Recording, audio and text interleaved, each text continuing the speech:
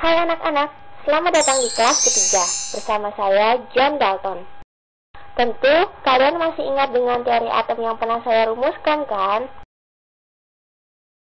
Masih ingat isi dari teori atom Dalton? Apa? Lupa. Oke, ayo kita nyanyikan bersama agar kalian lebih ingat.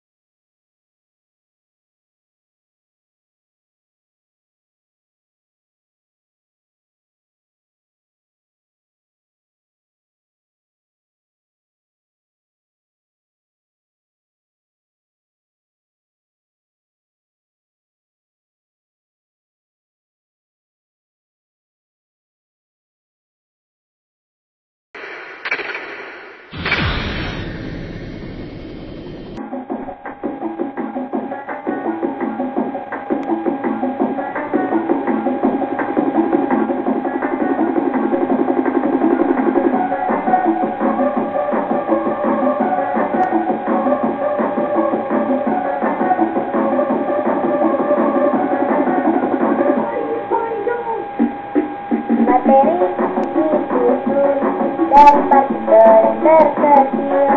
Partikel yang terkecil itu disebut dengan atom. Tersusun dari atom sejenis dengan massa yang sifat sama. Isi yang berbeda mempunyai massa sifat atom yang beda. Isi itu minimal disusun oleh dua jenis atom.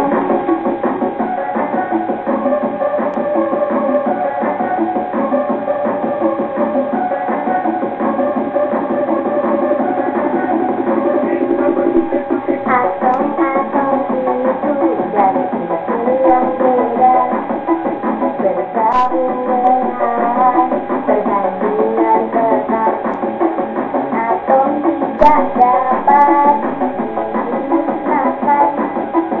Atom-atom hanya bisa terulang dengan reaksi kimia. Teori atom Dalton, kami percaya itu teori atom Dalton.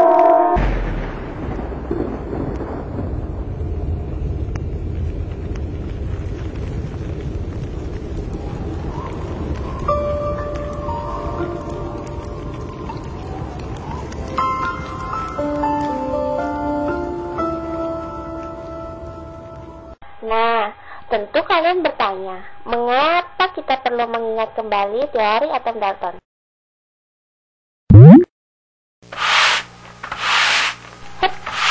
Ini terkait dengan dua hukum yang telah kalian pelajari, yakni hukum Lavoisier dan hukum Proust. Teori atom keempat sangat sesuai dengan bunyi hukum perbandingan tetap atau hukum Proust. Teori atom yang kelima dapat menjelaskan hukum kekekalan massa, sehingga massa zat sebelum reaksi sama dengan massa zat sesudah reaksi. Oke, tadi sedikit informasi dari saya. Sekarang saatnya kita memulai kelas ketiga di Stoichiometry Academy, yakni kelas hukum Dalton. Kalian pernah dengar istilah karbon dioksida dan karbon monoksida, bukan? Ya, betul. Karbon dioksida mempunyai rumus kimia CO2. Sedang karbon monoksida mempunyai rumus kimia CO. Tahukah kalian, dari rumus kimianya saja kita dapat mengetahui bahwa kedua senyawa ini disusun oleh dua jenis atom yang sama. Baik CO2 dan CO sama-sama tersusun oleh atom karbon dan atom oksigen. Mari kita perhatikan reaksi ini.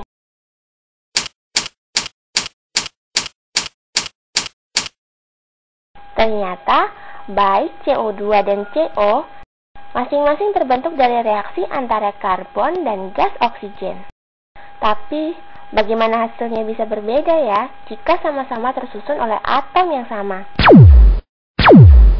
Padahal, kita ingat hukum Proust berbunyi, suatu senyawa tersusun dari unsur-unsur dengan perbandingan tetap.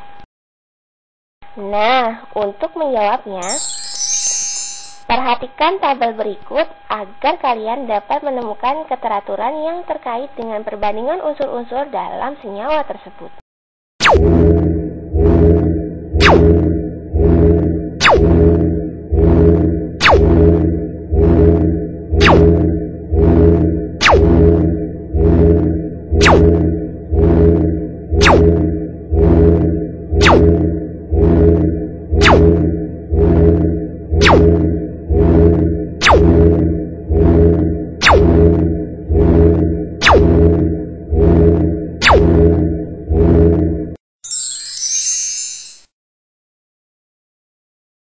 Untuk menghasilkan 2,33 gram CO, direaksikan 1 gram karbon dan 1,33 gram oksigen.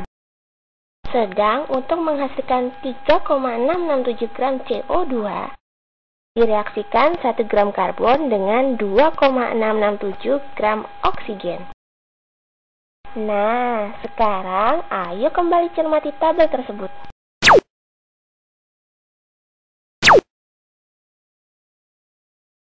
Adakah yang sama? Betul, massa karbon yang direaksikan sama-sama 1 gram. Lalu, adakah yang berbeda? Betul, perbedaan terletak pada massa oksigen yang direaksikan. Untuk membentuk CO, 1 gram C bereaksi dengan 1,33 gram oksigen. Sedang, untuk membentuk CO2, 1 gram C bereaksi dengan 2,667 gram oksigen. Nah, sekarang kita tentukan perbandingan massa karbon dan massa oksigen dalam masing-masing senyawa.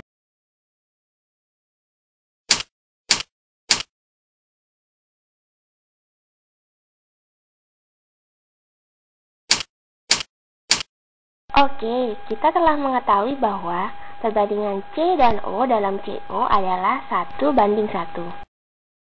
Sedang perbandingan C dan O dalam CO2 adalah 1:2.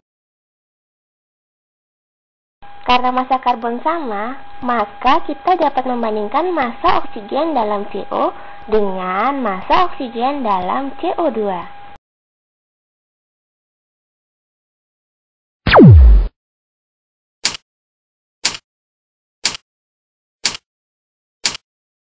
Artinya, massa oksigen dalam CO berbanding massa oksigen dalam CO2 sama dengan 1:2. Nah, ternyata untuk massa karbon yang sama, perbandingan massa oksigen dalam kedua senyawa tersebut adalah bilangan bulat sederhana.